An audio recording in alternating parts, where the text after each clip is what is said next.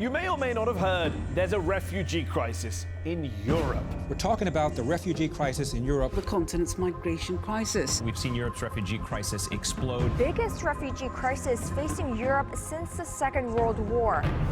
But wait, there are a staggering 21.3 million refugees around the world today. And sure, 1.3 million of them live in the European Union, plus hundreds of thousands more are applying for asylum there. But is it really Europe that's bearing the brunt of that crisis? Maybe we should stop navel-gazing and look across the continent of Africa.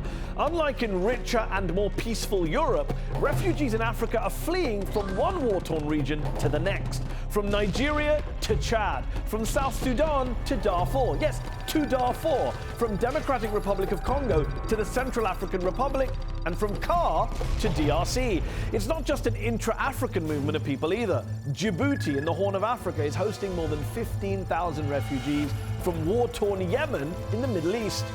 Here's the thing though, in sub-Saharan Africa alone, there are more than 4 million refugees and a total of 19.5 million people who are of concern to the UNHCR. But you don't often hear about them, do you?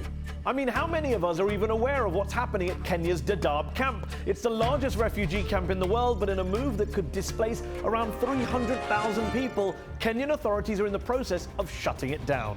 Or compare Danish authorities wanting to seize the jewellery of asylum-seekers, supposedly in order to pay for their upkeep, with Uganda's 2006 Refugee Act, which allows refugees in that country to work, travel, and even start their own businesses. Bear in mind that Denmark's GDP per capita is almost 100 times bigger than that of Uganda's. So what's all the fuss and panic about in the EU?